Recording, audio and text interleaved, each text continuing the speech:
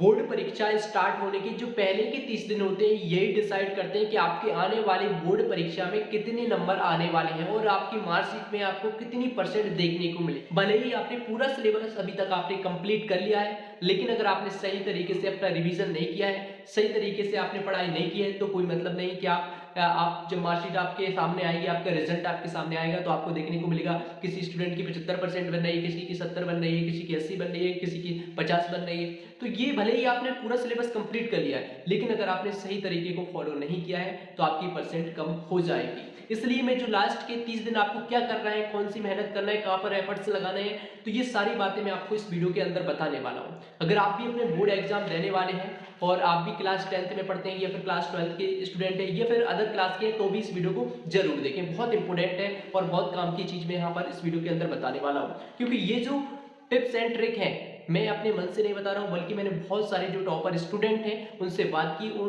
वो जो फॉलो करते थे वही टिप्स मैं आपको इस वीडियो के अंदर बताने वाला हूँ। पहले हम रिवीजन को लेकर बात कर लेते हैं। भले ही आपने अपना पूरा सिलेबस कंप्लीट कर लिया है, आपको पूरा सिलेबस याद हो गया, अगर आपने रिवीजन सही तरीके से नहीं करोगे तो आपके बोर्ड परीक्षा में मार्क्स कट जाते हैं, क्योंकि आप लास्ट टाइम पर वो चीज़ों को भूल जाते हो।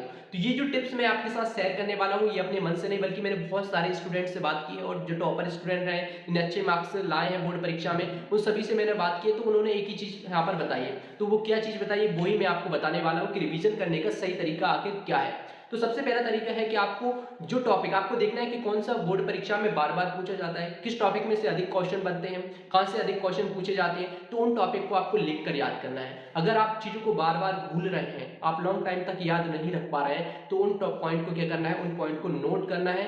नोट करने से फायदा ये मिलेगा कि ये जो सीधा आपकी मेमोरी में सेव हो जाते हैं, जब भी कोई आप चीज लिखते हो तो वो आपकी मेमोरी में फिट हो जाती है, यानी कि सेव हो जाती है। तो इसलिए आपको हमेशा लिख कर ही याद करना है। सेकंड चीज, आपको डिटेल में जाने की आवश्यकता नहीं है, डिटेल में आपको लिखने की आवश्यकता नहीं है, आप शॉर्ट शॉर्ट फॉर्म में उनको आंसर लिख सकते हैं, यानी कि जो मेन टॉपिक है उनको आप लिख सकते हैं। इसके बाद में जब आप लिखकर याद करते हैं तो वो थोड़ा सा आपको लॉन्ग टाइम तक याद रखने में हेल्पफुल रहती है। इसके बाद में सेकंड चीज, आपको जब भी आप रिवीजन आपका खत्म हो जाए, इसी प्रकार से आपको क्या करना है, चैप्टर वाइज अपना पूरा रिवीजन कर लेना है सभी सब्जेक्टों का।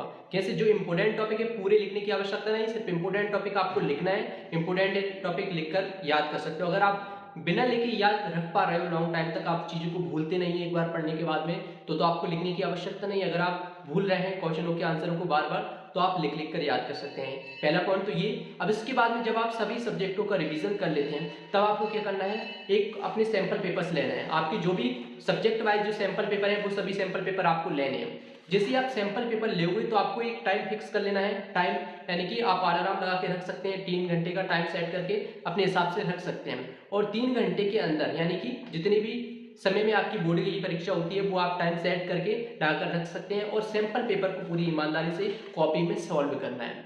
सॉल्व करने से आपके आपकी जो लेवल है परीक्षा की, आपने कितनी तैयारी आपकी है वो आपको पता चल जाएगा। आपको ध्यान में रखना है, ये जो सैंपल पेपर है आपने इसके क्वेश्चन पहले कभी नहीं देखे हो, इसके लिए बहुत सारी साइट है, वहां से गूगल से भी डाउनलोड कर सकते हैं। अपने बोर्ड के जो भी सैंपल पेपर है वो भी आप मार्केट से उपलब्ध रहते हैं, तो वहां से आप मंगा सकते हैं, बाय कर सकते हैं और उनको सॉल्व कर सकते हैं। पूरी ईमानदारी के साथ इन क्वेश्चन पेपरों को सॉल्व करना है, सैंपल पेपर को, और जैसे ही आप सॉल्व करोगे फिर ईमानदारी के साथ उनको चेक करना है किसमें कितने नंबर देना है। ये क्वेश्चन पेपर में लिखा होता है, सैंपल पेपर में लिखा होता है, तो उनको सही तरीके से ऐड जोड़ने के बाद में जब आपका रिजल्ट बना के देखना है कि कितनी परसेंट आपकी बनी है, तो उससे आपका अंदाजा लग जाएगा कि कहाँ कहाँ पर आप गलती कर रहे हैं और कितनी परसेंट बनाने लायक हैं आप। इससे आपकी सारी जानकारी आपको पहले ही पता लग जाएगी, बोर्ड परीक्षा से पहले ही।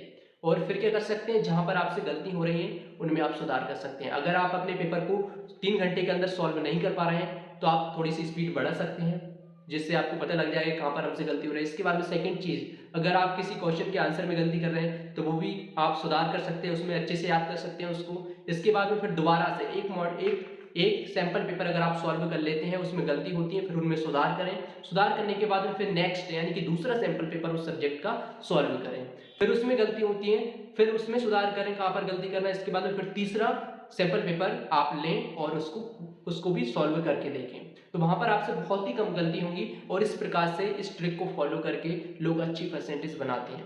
अच्छे जो भी टॉपर्स विद्यार्थी होते हैं वो इसी ट्रिक को फॉलो करते हैं, क्योंकि जो गलतियां होती हैं उसको तभी आप निकाल पाओगे जब आप प्रैक्टिस करोगे, इसी प्रकार से सैंपल पेपर को सॉल्व करोगे।